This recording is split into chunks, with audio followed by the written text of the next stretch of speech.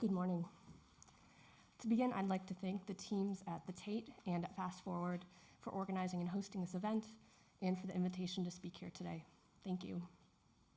My presentation will focus on the Archive of Documentary Arts at Duke University and the work that I undertook there as curator of the collection from 2014 to the summer of 2019. During my time as curator, I focused on collection diversity and accessibility. And I'll be presenting some of the strategies I deployed to build and discover a diverse collection from within my former institution. My aim is to provide a case study and a possible blueprint to apply similar or even more dramatic changes within photo archives.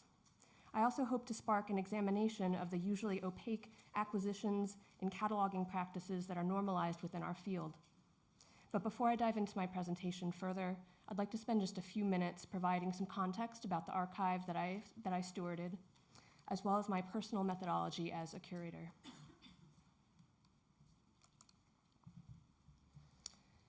To begin with my personal methodology, I've served as a curator in a variety of contexts for roughly 15 years.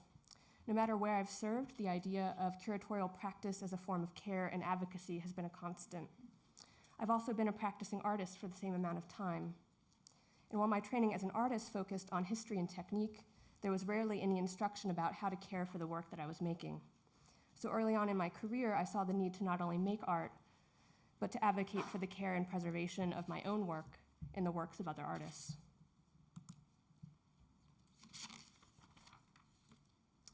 I've seen photographs lost to time or injured by it. I've also seen institutions purposely or inadvertently fail to take care of photographs they do decide to save. And there are way more photographs out in the world that deserve preservation than what our historical and cultural institutions can take on. These issues were at the forefront of my mind when I accepted the position as curator of the Archive of Documentary Arts in 2014. Moving forward, I'll refer to the archive with the acronym ADA. The ADA itself is one of 7 collecting areas within Duke's Rubenstein Rare Book and Manuscript Library. Each of these areas were created to address research interests at the university, and in the case of the ADA, it emerged as a result of the founding of an academic research center called the Center for Documentary Studies. So my work in the ADA and the work of my predecessors from 1991 to 2014 was linked to that of the Center for Documentary Studies. The center's students, faculty, and staff were my primary constituents and utilized the archive as part of their research and classes. Today, the ADA collections include over 1 million items that document the history of photography, filmmaking, and audio recording processes.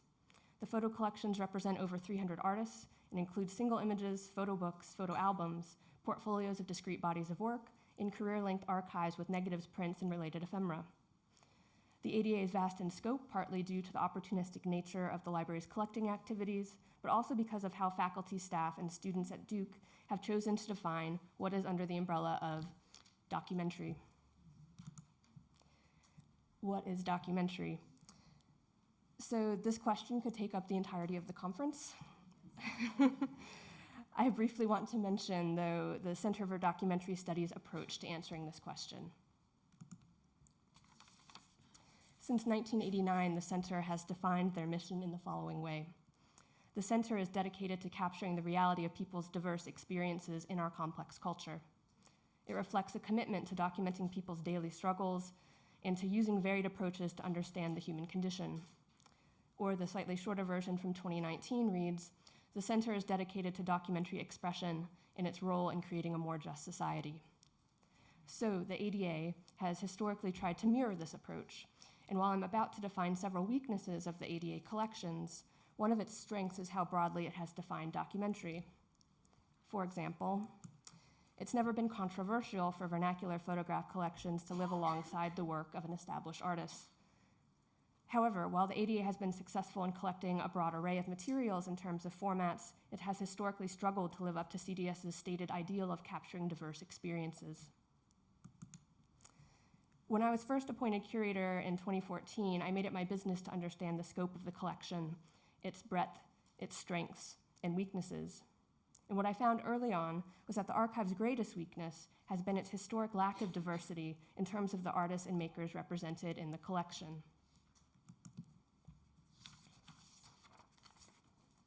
In 2014, I undertook a collection survey which revealed that 69% of the photo collections were made by white men from the American South, and their work was collected when they were over the age of 40. This lack of representation of women and people of color runs counter to the library's mission. The library has always wanted the ADA to be positioned as the repository for documentary work in the United States. But how could the ADA make such a claim without reflecting the true diversity of documentary practice?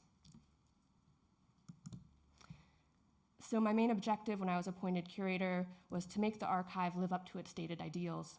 I'll spend the rest of my time discussing my efforts to do this over the last 5 years, but it's important to point out that while my presentation today focuses on administrative strategies and statistics, my approach was never just a numbers game or a philosophical exercise. Students particularly would ask me for research materials representing communities that they were a part of, and I often couldn't meet their needs. And in that sense, the ADA was failing in its primary mission. While I was able to exponentially increase the number of women and people of color represented in the collection, the ADA still lacks work in many important areas, especially projects documenting indigenous communities in the US. So there's much more still to be done within the ADA. But how did I actually accomplish the little change that I was able to make? How did I double the number of artists in the collection in 5 years?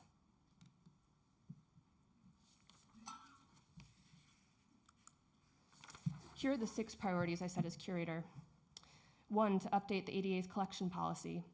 2, to update and publicly share our acquisitions process. 3, to create an open call awards program. 4, focus on collecting contemporary portfolios and photo books. 5, rediscover existing works in the collection. And 6, improve collection accessibility online.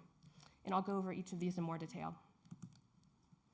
My first priority was to update our collection policy with the aim of being more transparent about the ADA's mission and priorities. The first paragraph on this slide is from the 2014 policy, but I added the following 2 paragraphs in italics. The ADA is committed to diversifying its collection in order to better reflect the multitude of viewpoints and communities from which work is being made in the documentary arts today. We seek documentary works that are inclusive of a multitude of voices, generated through collaborative partnerships and grounded in extended fieldwork in an effort to preserve experiences that are underrepresented in mass media and cultural institutions. This update was an important first step, but related to the collection policy is how the archive actually communicated our process for acquiring works, which leads me to strategy 2, which was to update and publicly share our acquisitions process. In 2014, our acquisitions policy implied that the majority of the ADA collections came from private benefactors. While the ADA did receive many donations, as curator, I was able to make significant purchases, but this policy did not acknowledge that. So again, with the aim of transparency, I created 2 separate web pages, one expressly about donations, both financial donations and donations of collection material, and I provided a link with my contact information. I also created a second web page on acquisitions where I openly stated our ability to purchase works directly from artists and described how photographers could submit their work to an annual open call for portfolios, and I'll discuss that more in a moment. Without this page, very few people knew that the archive considered proposals from artists and had the ability to make purchases. In my first 6 months on the job, the acquisitions proposals I received were all from a very specific referral network, which included tenured faculty, established artists already in the collection, and private collectors. And upwards of 90% of the proposals I received were from or on the behalf of white male photographers who were over the age of 40.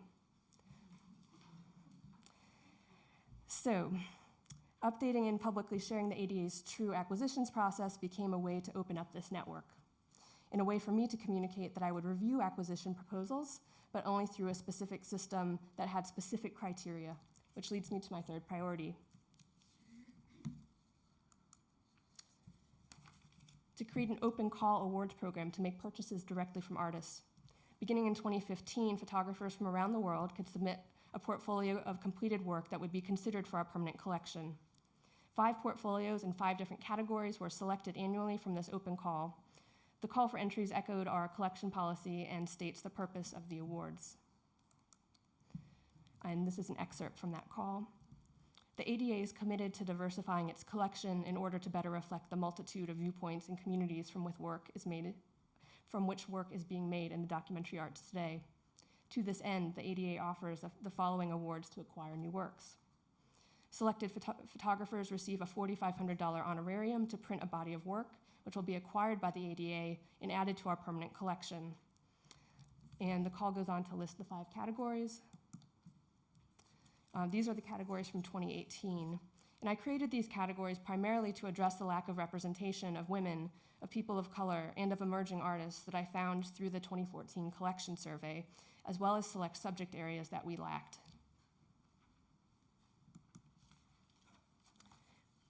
And while there were no age restrictions in the open call, I found that just by virtue of having an open call online, there was a major demographic shift in terms of artists that submitted their work. The overall age range of artists submitting online was younger, and the bulk of submissions across all the categories were from women. This is especially important to note that when submissions were invited, women submitted work.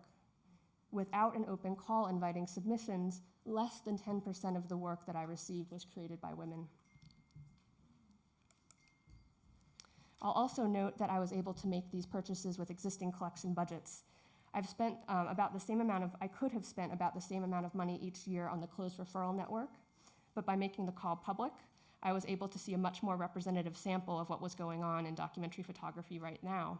That's not to say the submission process was perfect. Artists still had to find out about the open call. I did advertise it in a variety of forums, but admittedly it did privilege artists that were in the US and that were comfortable in a digital environment. The open call also supported my 4th priority, to focus on collecting contemporary portfolios and photo books. Many archives wait to collect work until the artist is at the end of their career or after their death. When archives wait to do this, they're missing some important opportunities. Firstly, why not support artists when they need it most, when they're alive and at the beginning of their career? And secondly, by waiting to collect a career-length archive at the end of a career, the work usually sits unorganized and in bad environmental conditions for decades. Why not buy the work when it's new and the artist can participate in the organization and contextualization of the work?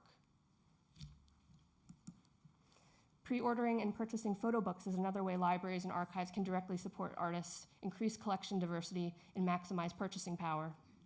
So rather than acquiring a single career-length archive that would take 5 years to negotiate, organize, and pay for, I focused on acquiring individual portfolios through the open call and photo books, which I could purchase in much greater quantities. Both of these efforts greatly improved the diversity of the collection. I'll move on now to priority 5, rediscovering existing works in the collection. So despite my collection survey, I knew that there were more photographs and books in the collection that I was able to identify in the library catalog. Eventually, I discovered that there were genre headings that weren't being applied consistently during cataloging, especially for the photo books. Once I found this out, I surveyed the collection again with my intern, and we made a list of all the photo books we could find. Once we created that list, we then lobbied the catalogers to apply the proper genre heading to all the photo books. Eventually, that did happen, and when you search the catalog today, you can find 974 photo books. I don't think that figure is inclusive of all the books in the collection, but it's close. This same problem, however, still exists for the photograph collection.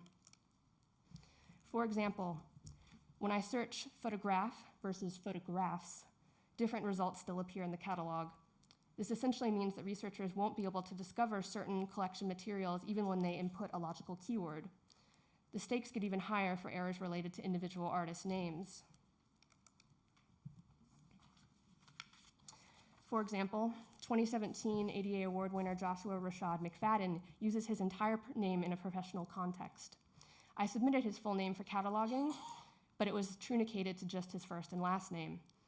And now, when I search by his full name, the catalog says there are 0 results. But when I search just by his first and last name, 1 result appears. I obviously wasn't able to fix this particular problem, and sadly, there are other errors like this that prevent researchers from discovering works that the archive actually has. Finally, my last priority relates to the issue of discoverability and accessibility. Knowing that the catalog is not always accurate, I decided to build a comprehensive guides on the ADA website. There are now guides where you can browse the collection by artist, by media type, and by organization, as well as subject matter. Given the catalog errors, it became incredibly important to build a guide that would individually name all artists in the collection. But the list of names also became important in terms of representation. Many collections foreground names of artists in the photo history canon and never point to the emerging artists, anonymous artists, or vernacular collections. By only listing names of artists in the photo history books, we just reinscribe that canon rather than expand it.